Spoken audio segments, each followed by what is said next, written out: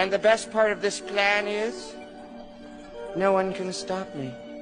Hello friends, Candace B here. Thank you so much for coming to my channel. If you're new here, if you're already subscribed, welcome. So glad to see you here. And thank you for stopping by to watch little old crusty me looking real dusty today. I know that kind of rhymed. I'm a lyricist. What can I say? What can I say? Anyways, yeah, I apologize in advance, y'all. I'm looking crazy. Life be hitting me left, right, and center, you know, just uppercuts, all that. But it's okay because we here, we thriving, we surviving. And I hope you guys are also thriving and surviving as well. Today, I'm gonna be doing a backtesting video. Specifically, I'm gonna be backtesting the US30 because I mentioned that I wanted to do more of these videos.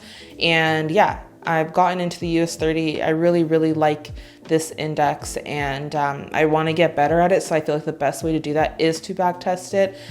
Personally, for me, in my opinion, obviously, backtesting might not be for everybody, I guess you can say, but for me, I like it. And today we're going to be using Forex Tester 5. Now, if you guys have not yet watched my video of me just using it for the first time, reviewing the software, go ahead and check out that video after this one. I'll leave the link in the top right corner. But yeah, I really do like Forex Tester 5. I like the detail that they put into this backtesting software. So we're going to do what it do. We're going to use it today. But before we get into this video, I'm going to need you guys to stop, scroll down and hit that like button. You already know I appreciate it. And while you're down there, you might as well subscribe, hang out with your girl, stay a while, all that good stuff. We vibing, you know, lights are off, you know, we just got the backlight. We in a zone, we in a zone. If I wasn't recording this, music would be on, but you know, if copyright, we ain't doing that. So let's get into this video. Alrighty, so we're gonna just name this backtesting US30.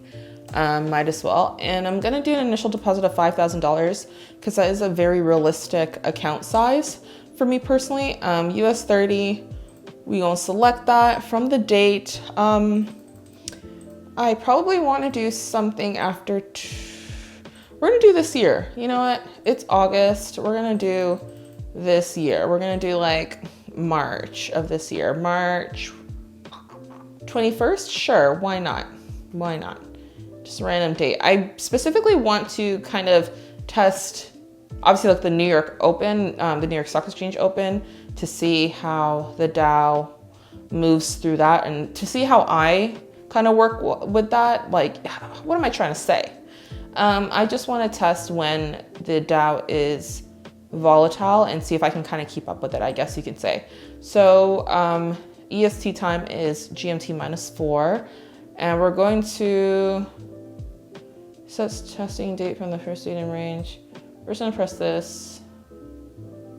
Oh, okay, so I'm gonna preload some days just so that it looks better. So I guess we're not gonna start in March. We'll start May 15th, why not? 55 days. It's just gonna load some previous history so we can see what price is doing in the past. And I know this starts really quickly, so I have to like be ready to pause it. I'm so scared. Why am I so scared? Pause. Okay, got it. So what I'm gonna do is I'm just gonna change the chart setting, the template to backtest just for my own aesthetic, my own eyes. And we're gonna be using a lower time frame and a higher time frame. I want to use them in confluence with each other. I find that backtesting with more than one chart open actually is pretty helpful. So we're gonna do the M5, and then we're gonna open a new chart and we're gonna do the 1 hour. Let's see how that works. We're gonna change the template to backtest as well. And then we're just gonna make them look vertical. So yeah, they look pretty good. Can I remove all this stuff? Can we? Okay, good job. Cool. So we have the balance down here. We have all the stuff we will need up here, and we have the two charts open. So as you can see, we already have the preloaded data. So we kind of see what's going on right now. But yeah, price right now looks like it's going down on the 1 hour on the higher time frame, but it is pushing up on the higher time frame. So I want to see if price is going to be filling this gap here. I'm going to get my rectangular shape because I do see that there is this level here.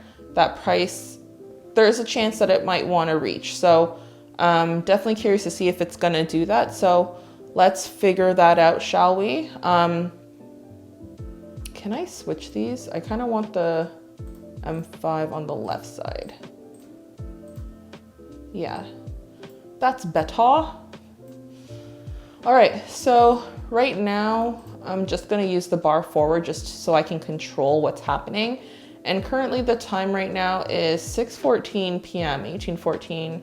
So yeah, we're probably gonna have to zoom this up because 9:30 Eastern Standard Time is when the New York Stock Exchange opens. So let's actually just move this forward actually. Give me a second. We're gonna watch down here. See when it gets to 9. Hopefully we don't pass it because I have a tendency to pass the time that I'm actually wanting to backtest. We'll see. Okay, so it's 8:30. Okay. Let's lower this again. All right, cool. So price all that time wasn't able to get up to this level. It's kind of making its own level again here. Can I zoom in? Can y'all let me zoom in? There's like another kind of minor or like maybe less of a strong resistance here, but price has been rejecting it. So let's see what happens. So it's 9:24 literally. And what I like about Forex Tester 5, you can like highlight the chart that you're on, and then it will kind of like base the bar forward on that. So it'll move every 5 minutes if my 5-minute chart is highlighted. Yeah, so I want to control this. Ooh, okay, 9:44. Let's see what happens. This is the 950 candle. Okay, so essentially price seems to not be ready to push up in this situation just yet from what I'm understanding, from what I'm seeing. So I'm really just trying to go by market structure and focus on just the rejection of the zones based on this higher time frame. If price can break down here, if price breaks under this level here, let's clean this up. Can we delete this? Delete that bad boy. If price is able to break under here and close, then there's a chance that we can be pushing down. So let's see. And then we can be looking for some sells. Oh, it's pushing up. That might have been a good time to buy. Didn't really notice that opportunity. This is why it's a good thing to back test.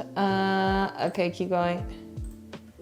If it gets up to here, oh, it's coming back down. Look at that huge top wick. Okay, I think what I'm gonna do, because price rejected this area one more time, it did tap into the zone and rejected it, as we can see on the 5-minute, and as we can also see on the 1 hour, that price, that this would have been the 10 a.m. candle, and you can see down here in this box here, so 10 a.m. Is when price closed, or this is when this candlestick, what am I trying to say? This is a 10 a.m. candlestick, and it left a map, I would say. This to me is like a map of where price attempted to go and could possibly go back to. So I'm going to take a long position. So we're gonna go to market order, and I'm gonna calculate based on risk. I wanna risk just 1%. Okay, 1%, please. Oh, not 10%, nope. And it's gonna be a buy, and the stop loss is gonna be under this zone here. So I'd be thinking, just to put something in here, 3192720. I kind of want to give it a bit more room because basically it'll be 1%.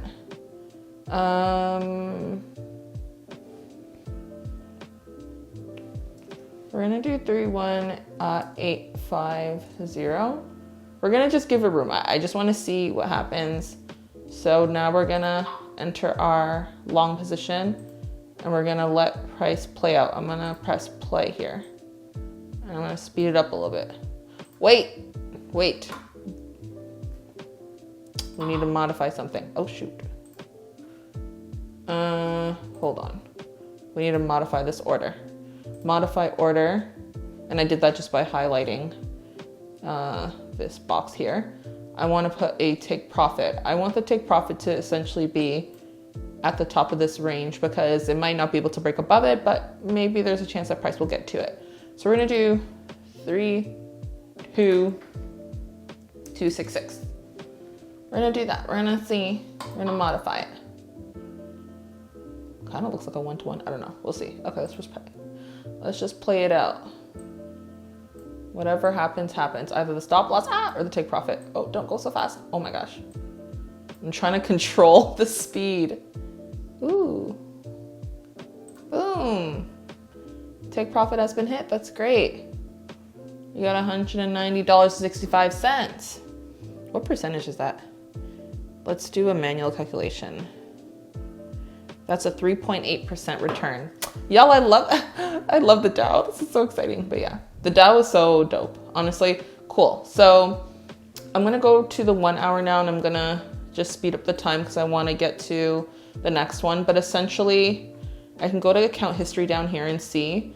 Open time was 11:14. Entered a bit late, but I just, like I showed you guys, I really missed that opportunity there. So this was essentially the best time to get in, was when I noticed that price was rejecting this this support once more. It tapped into it, pushed up, came back down. So that second tap for me was confirmation that I could take a long position. We have a double bottom essentially as well.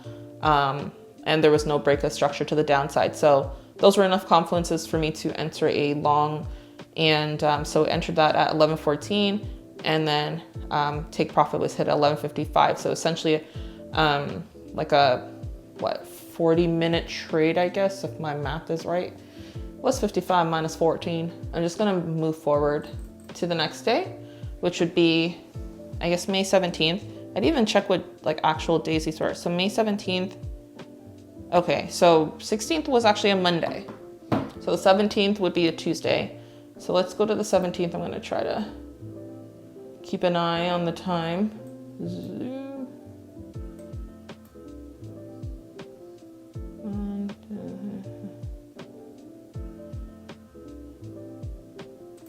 Okay, 9:29. Oh, that was pretty good, Candace. Let me pat myself on the back. That was pretty, 9:29? Well, that was pretty slick. Okay, why do I keep doing that? Okay, so as we can see, price definitely continued to the upside. Huge push up. This was where I entered before the day before. And now on the 17th, we are well above this area here. So for me, what I'm gonna do, try to keep my chart clean. I'm gonna delete this area, and then we're gonna have to look for new levels. Let's see, can we zoom out? Yes, we can zoom out. So just to see kind of a broader view on the H1, we see that price is actually at a resistance level here. Although there is that, you know, that higher low, higher high structure technically. Can I get some drawing tools in here? We see that price rejected this, I guess, resistance, turned it into support in a way, but immediately we were met with another resistance level here, which price is rejecting. So that being said, definitely want to see what happens. Oh my gosh, I keep doing that. Let's highlight the 5-minute and use bar forward and see wagwan, you know? Okay, it's rejecting. Because I find that with the Dow, it does really respect these liquidity areas where price kind of goes into and then pushes out of. So the fact that it, you know, rallied back up, how long did it even take? May 12th. It took about, from the last time it was there on the 10th. So it took about a week from the 10th. You can see down here in this box here, May 10th was the last time it was here. May 17th is when it was touching it again. So that's pretty interesting information to know. Let's see if we're gonna push to the downside in this case. Let's see if we're gonna reject it. So yeah, I see a clear rejection here. We see lower high, lower low structure starting to form on the 5-minute time frame. We have that rejection of that supply level here. resistance, whatever you want to call it. I guess I would consider it a supply level. And so we also see that there's this very strong bearish candle. And what time is this? 9:45. I'm going to take a short position. I'm going to take a short position, put my stop loss above where it previously was, that rejection area there, that zone. 32773. We're gonna keep it a little tight. Take profit. We'll see if price wants to come back down to this level here, because it doesn't look like it really came back down to it to test it properly. So let's see if it will do that. So we'll do 3, 2, kind of in that area. And just see what happens, you know, either way. If stop loss or take profit is hit. Let's press resume. And let's speed it up a little bit. I'm nervous. Why am I so nervous? I'm always nervous for no reason. Let's see what happens.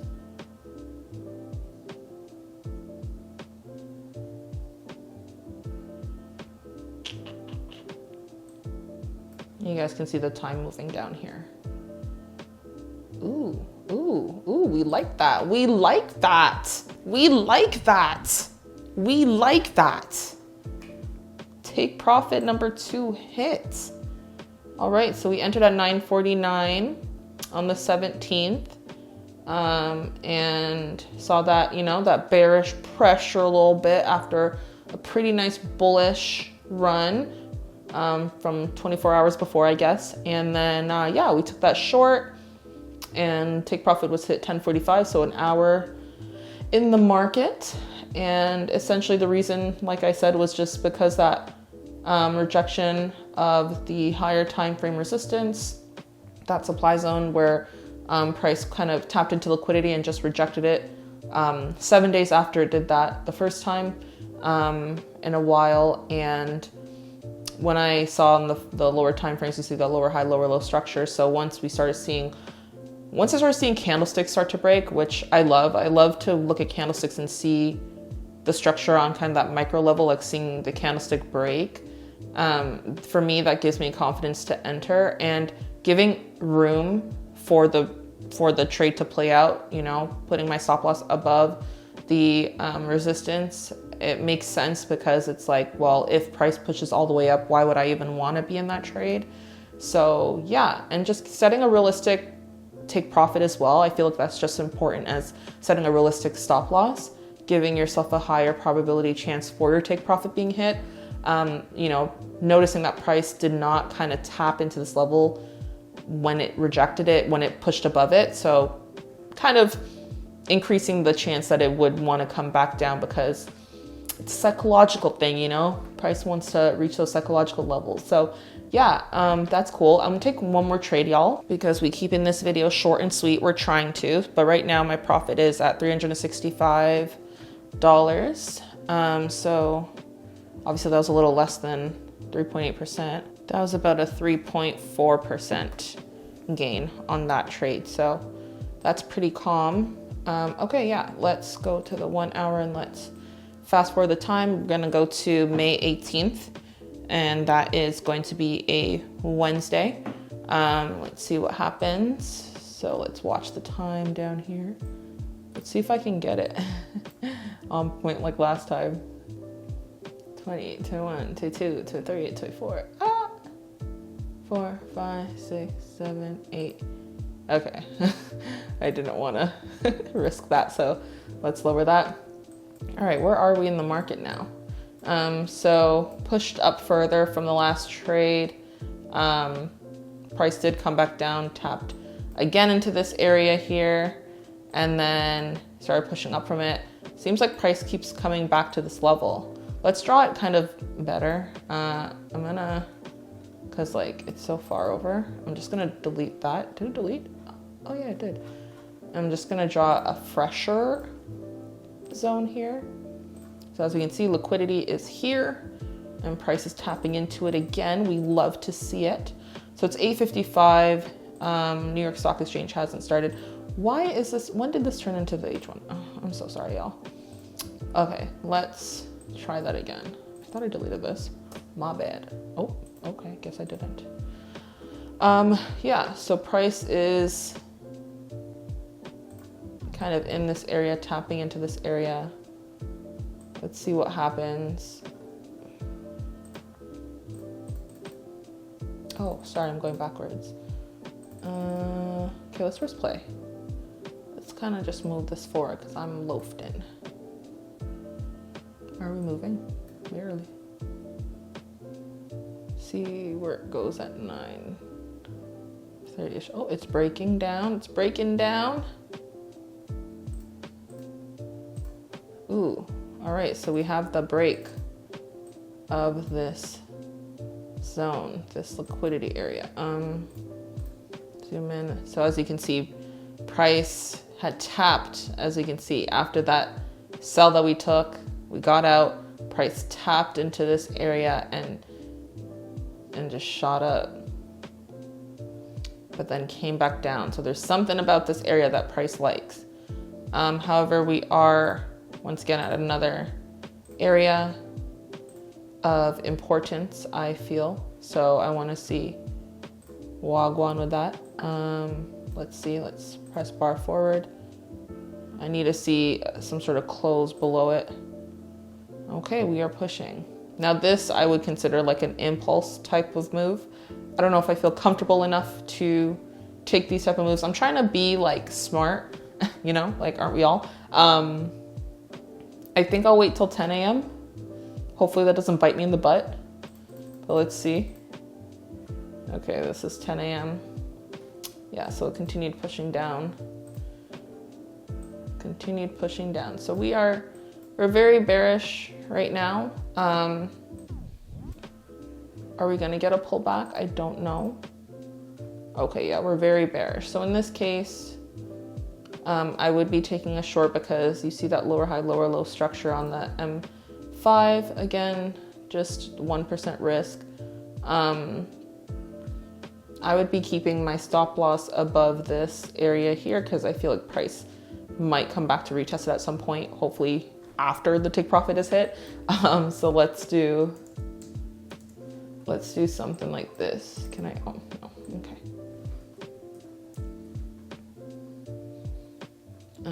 Okay, and then take profit might be a little tricky. The only area I can kind of see price wanting to come back down to in terms of levels would be here. Let's take the sell, see what happens. I would rather the stop, never mind. I would rather the take profit be a little bit higher. Like 32004.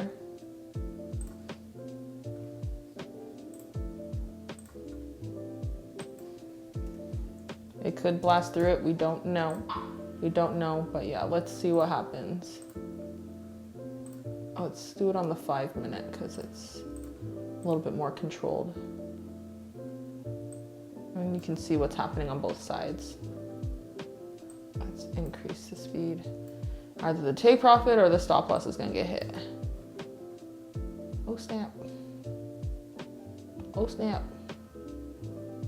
Ooh, are we gonna push? Are we gonna push? Ooh, yes, yes. We love to see it. We love to see it. Take profit hit mad quick. So we entered at 10:09 and an hour later it was hit. An hour later, 153. So maybe in the 3% range or 3% range or less. I guess I can calculate it. I was just being lazy. Yeah, about 2.9% gain. So yeah, that was a profitable backtesting session. It's been a while since I backtested and had a profitable, I don't think I've ever had a completely like all wins.